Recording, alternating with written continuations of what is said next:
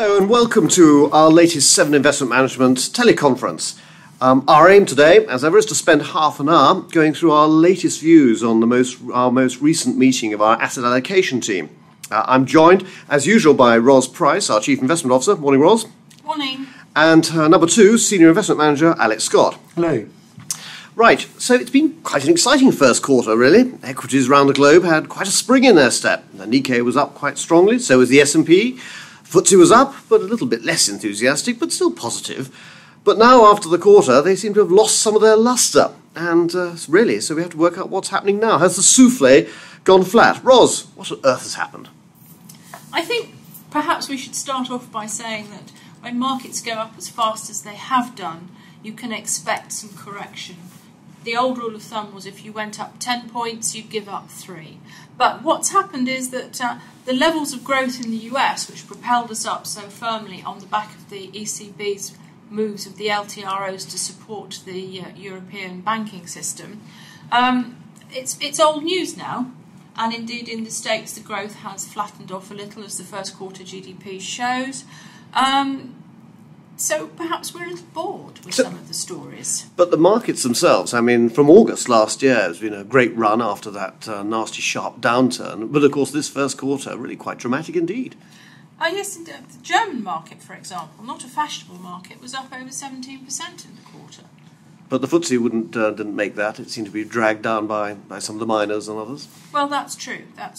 But the problem now is where we go from here. As I say, the shock and awe of the LTRO is wearing off. Okay. So, Alex, how have our portfolios behaved during this time?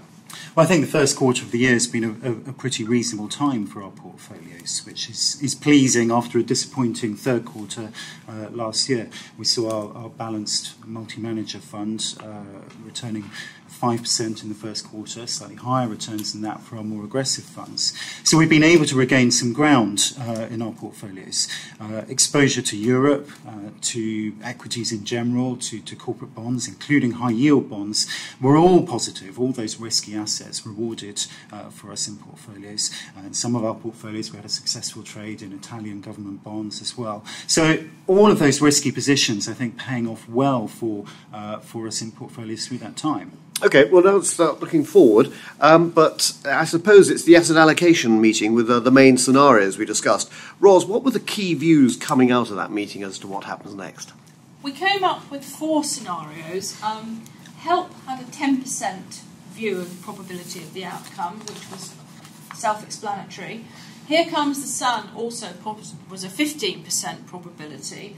It's All Too Much was a 10%, but we opted for the long and winding road scenario, a 65% probability. We thought the hard grind upwards, but with big bumps in the roads and bends to get round, as markets agonise over problems both old and new. And these titles just being a sad reflection on your record collection, given the fact they're all Beatles records, if I remember correctly. I'm sorry about my age. We can update it next time. So with all of this there, we opted for the long and winding road. So that means low, slow growth throughout the world?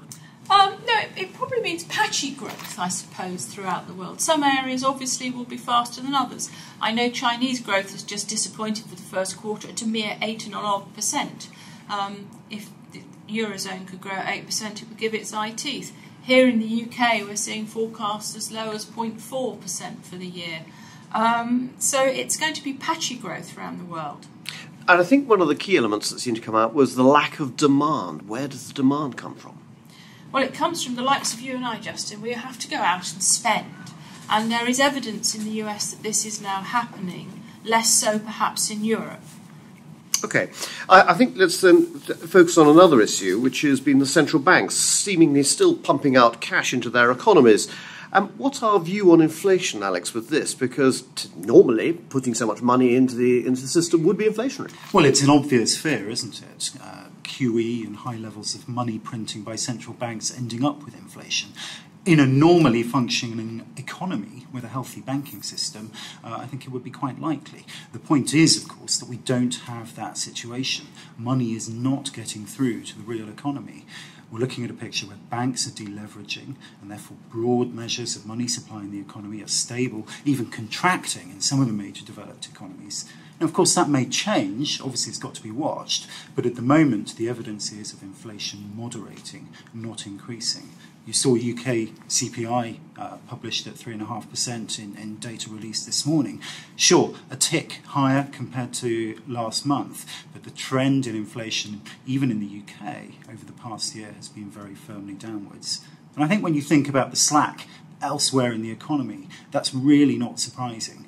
Labour markets are still pretty weak. There's very little pressure on wages, and therefore the risks of a wage price spiral or of inflation expectations getting really embedded amongst consumers, like we saw in the 70s, seems pretty remote.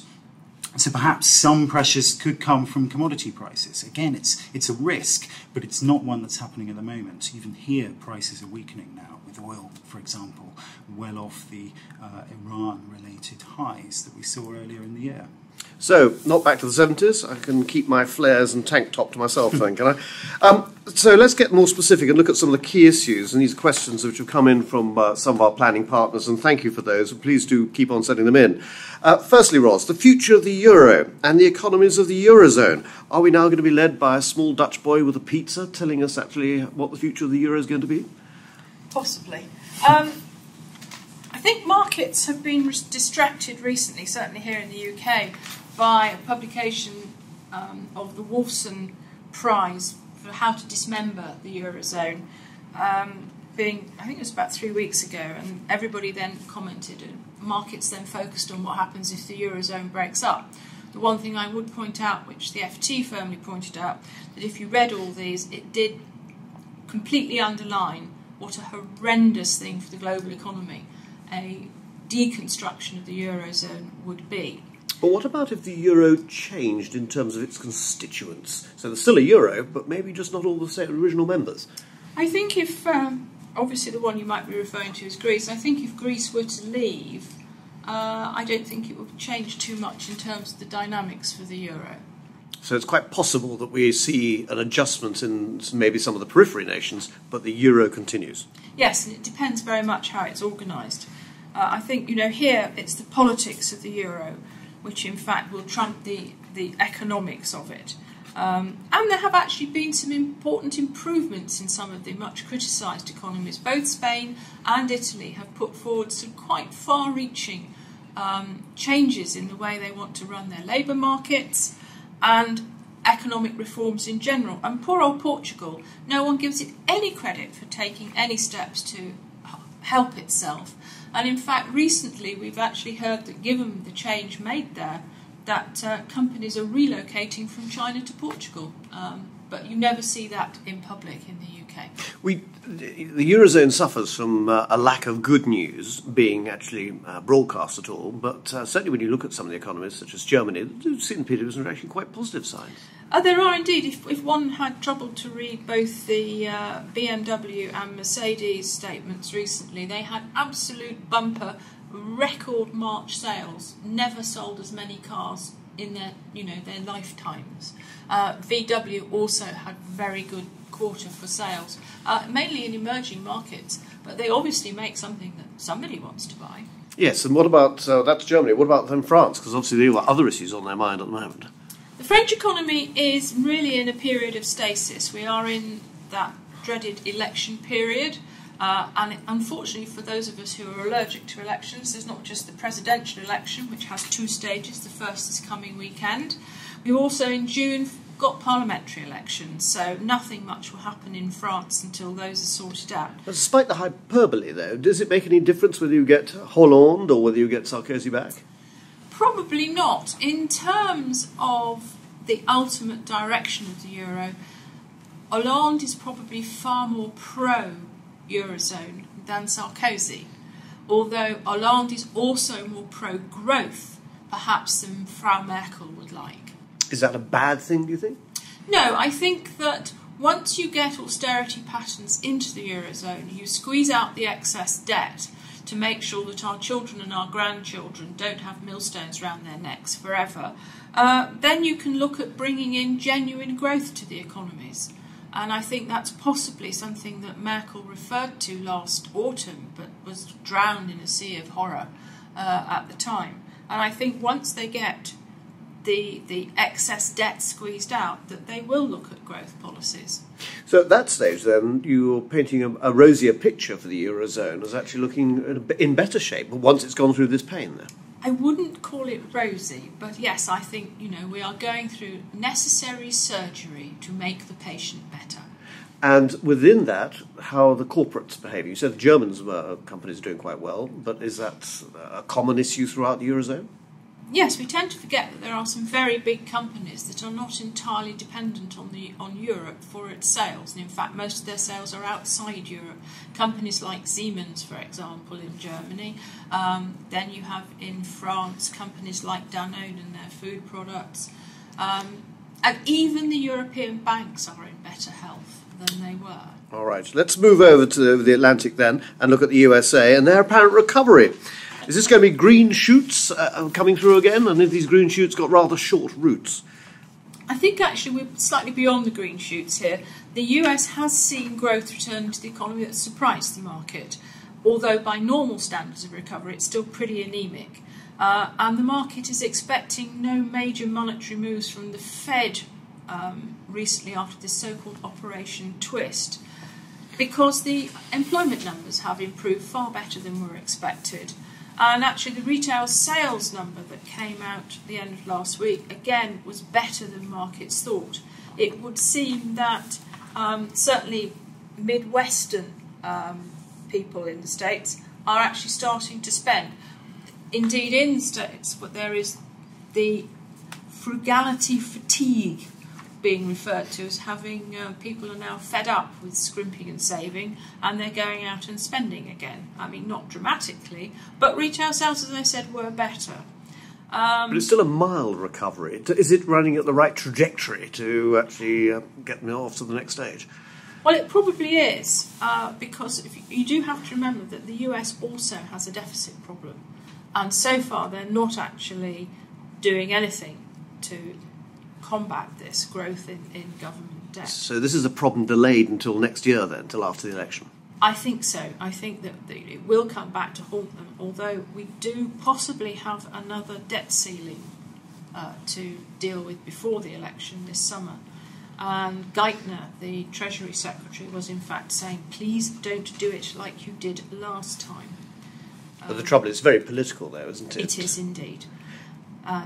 Until we do know who the next incumbent to the White House is, it hangs in the air over the markets. And QE3?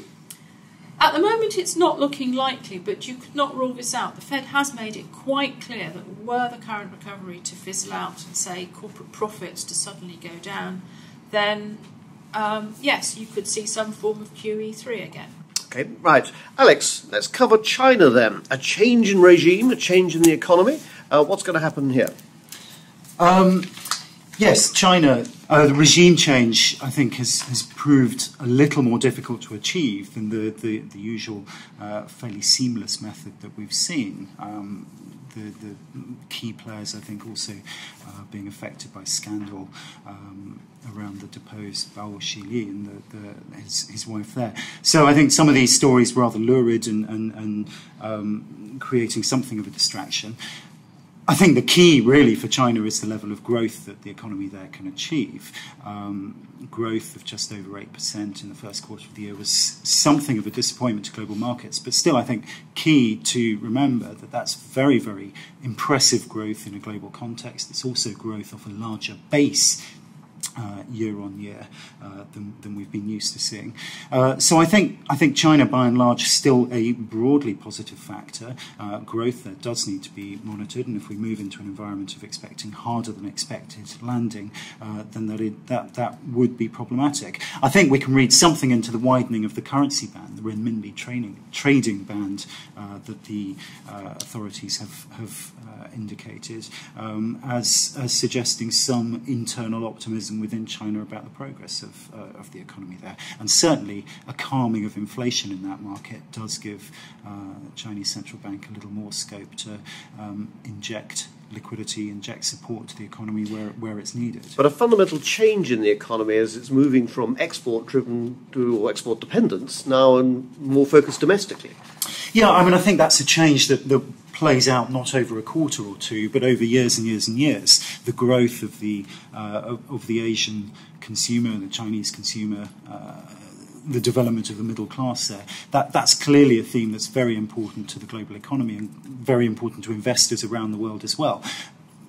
Interestingly enough, I think it's a theme which is important for companies and equities, not just in emerging markets, but for many global multinational companies that are listed in Europe and generally in the US as well. Generally seen as quite positive for Europe with our brands and such like, whether it's the likes of clothing brands of Burberry or, of course, absolutely. I mean, Ros referred a moment ago to key multinational companies listed in Germany, France, and elsewhere that are making increasing levels of sales to that rising consumer in China. And I think the development of that, which will be slow, we shouldn't be carried away about the impact it's going to have over the next few months or so. The development of the Asian consumer is a key positive for European companies and American companies to some degree as well.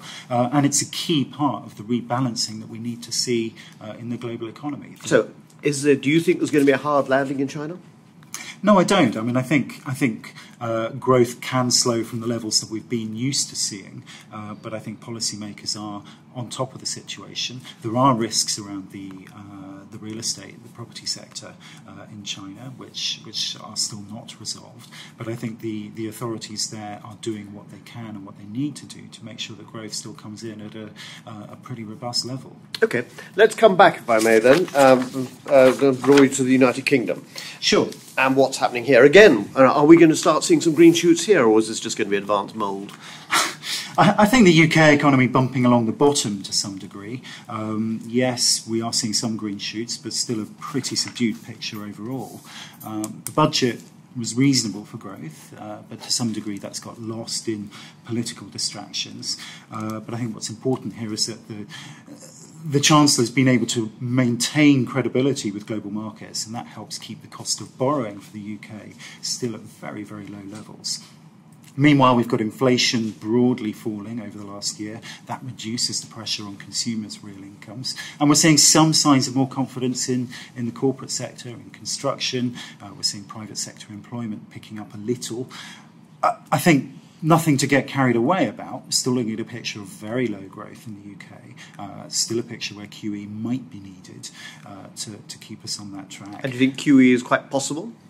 I think it's possible. I think the May meeting for the Bank of England is a crucial one. I think opinion very divided as to what we will see. If we don't see more QE there, then clearly it remains on the agenda as a backstop if we do see a further slowing later in the year. And I did notice, although the unemployment figures are up, actually the employment figures are also up. More people are working than this time last year, which I presume must be an encouraging sign all the way around. Absolutely, it is encouraging. I mean, there are still clearly job losses to come in the public sector as those austerity measures bite. But I think what's really encouraging is that the private sector is showing some signs of renewed hiring.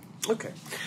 Then just moving on, let's look at the broader area of developing, emerging and frontier markets on this and where we're actually going to be addressing these. Yeah, well, I think in terms of investment, there are perhaps going to be opportunities a little later in the year in emerging markets. We're seeing more emerging market central banks being in a position where they can cut interest rates. We saw India today. We saw India today, indeed. I mean, to some extent, I think it's a measure that these central banks need to be cutting rates to maintain growth levels. But I think the positive we can see there is that inflation is moderating in some of those economies and therefore giving central banks the scope to move. They've got the scope to take the action they need to take. And that's a potential positive. On the whole, I think we still see better value in developed markets than in emerging markets. To some degree, that's in developed market companies that are still benefiting from high levels of growth in emerging markets from their exports to those countries. But I think, as an aside, we've got to remember things like what's happening in Argentina now with nationalisation of overseas assets owned by a listed company.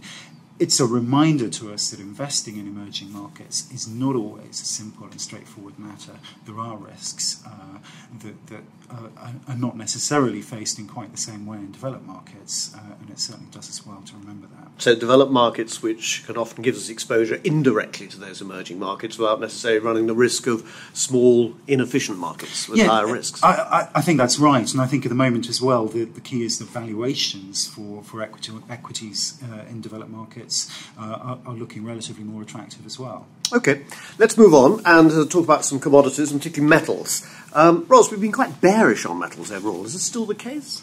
Well, yes, because as global growth has been weak, then the demand for building is declining. And so things like copper, there's less demand for. As growth picks up, we can expect to see more demand for copper, etc. So we are looking for growth metrics to show an improvement before we become keener on buying into the metal markets. And obviously that links into the miners themselves, I presume. It does indeed. Right, okay. And what about gold? We are less keen on gold, and it is interesting that during this latest bout of market uncertainty, gold's not been a star performer as it was perhaps in last autumn. We are not particularly bullish on gold. We feel that there is more likelihood of the dollar strengthening if there is a lack of QE3. Therefore, normally, when the dollar is stronger, gold does not perform well. We are not inclined to fill our portfolio full of gold at the moment. So we still have some holdings, but relatively small. Relatively small. Okay. A story we've actually been running for some years has been that of infrastructure, both in terms of the infrastructure itself and the infrastructure builders. Do we still like this? Yeah, well, I think the infrastructure assets have performed very well. You're looking at a situation where you've got defensive revenues, often with inflation linking, often with regulatory or government support on those assets. And I think that resilience of earnings that you see from infrastructure type assets has chimed very, very strongly with the mood of the markets. Those sorts of assets can probably still make money. I think I'd caution that if we do see a sharp rise in equities, if risk appetites do recover, then those sorts of defensive assets are likely to lag any sharp rise. But I think the key is that they've been popular. We need to have an eye on valuations here. We have been happy, we remain happy, taking profits selectively when those infrastructure assets get too expensive. And we've done that over the past few weeks and months in some of the PFI funds listed in the UK. That boom that we saw in China and for building their infrastructure, that still continues then? Well, I think that's much more about the infrastructure builders rather than the infrastructure operators, isn't it? Yes. I mean, I think there are issues to be faced there as we see a rebalancing developing over time in the Chinese economy, a greater focus being put on consumption, the development of the consumer and the household expenditure, rather than such a strong focus as we've seen in the last couple of years on construction and capital investment as a big drivers of the economy. So I think we've got to be wary of that flux. Okay. So, Ros, what could we look out for over the next quarter? And really, I suppose, which asset will we see making money for clients? Where are the opportunities? I think it's going to be a very political quarter with lots of elections. And I think markets are going to be very erratic. One of the things that I expect is that government debt will oscillate, as we have seen in recent weeks, although we think that sovereign debt is pretty overvalued in the UK and the US and Germany. We do see potential to trade in the less fashionable debt of Italy, possibly in Spain, and as we have done in the first quarter.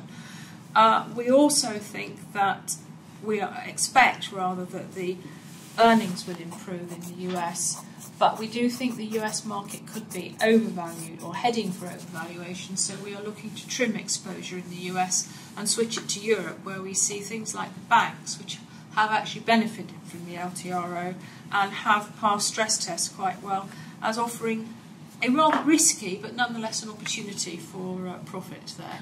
So you've had US companies with high margins, almost record high margins, but not really investing very much at the moment. Do you expect that to change? I can't see it changing in the very near future, to be honest. Okay. So over the next quarter or so, this is going to be quite a volatile period? Yes, I You reckon think it will be? Yes, because we have, there will be worries about these wretched elections going forward. There are some minor elections in Germany too, which are tricky. Okay, one key area, of course, that is vital to us all is currency exposure, and come to that, cash. Alex, is this going to be a race to the bottom of all the different currencies? Well, I think we still see scope for the euro to weaken. I mean, it could indeed be part of the solution for the Eurozone economies and related to the ECB taking more action and expanding its activities. So we're still looking to hedge most of the euro exposure we have in our portfolios. So, but in terms of some of the more exotic currencies, you can call the Norwegian kroner exotic or Singapore dollar, this is not something which we would be necessarily including? No, I mean, we have exposure to emerging market currencies in portfolios. That comes to some degree with emerging market debt investments that we have. I think we're a little wary of going too far into some of the smaller, if you like, smaller developed currencies which have performed pretty well against the majors and arguably are quite expensive. I think where we're looking to act is on some of the majors where, as I say, we're hedging much of our euro exposure. We're seeing scope for the yen to weaken further with the Bank of Japan taking more action. So again, we're largely hedging exposure there. I think a more balanced view on the dollar. We see the dollar potentially as a useful risk hedge if the outlook around Europe proves to be tougher than we're expecting. But also scope for the dollar to rally if the Fed does indeed go for less quantitative easing than markets had expected. Okay, so many moving parts here, I think you'll agree. Ros, if you could just give us a view as to, sort of a summary as to what you think we should be really focusing on over the next quarter. I think we should be cautiously optimistic. I think we should make sure we have liquidity in all our positions in portfolios. Liquidity risk is quite a key that is often overlooked, and we make sure that we can move all the parts of our portfolio if we need to. We look for opportunistic trading in some sovereign debt, and we look to benefit from improving corporate earnings in whatever market, be it Europe. Japan actually is one that's quite key, and we're trickling money into those markets, particularly Europe and Japan. Okay, Ros, Alex, thank you very much indeed. That brings us to the end of our half-an-hour slot, and I'd like to thank you both for your time and your knowledge on this. If you'd like a copy of our asset allocation views, we've just produced our 2 papers on this. You may recall we have one which is slightly less sophisticated than the other for clients, the other has more details which you might find useful. If you'd like copies of these, then please do email us directly or contact us through your usual 7IM contact, and we'd be delighted to send them out to you immediately. I'd also appreciate any comments, as some of you have already given me, on our commentary that we've been giving out and our commentary today as well. And if you've got any other ideas as to how we can improve this, I'd be extremely grateful. But also, can I thank you today for your time, and I hope you found our discussion and views useful. And in the meantime, can I wish you every success, and of course your business, and especially all your clients. And we're very much looking forward to working with you over the next quarter. Thank you very much indeed, and goodbye for now.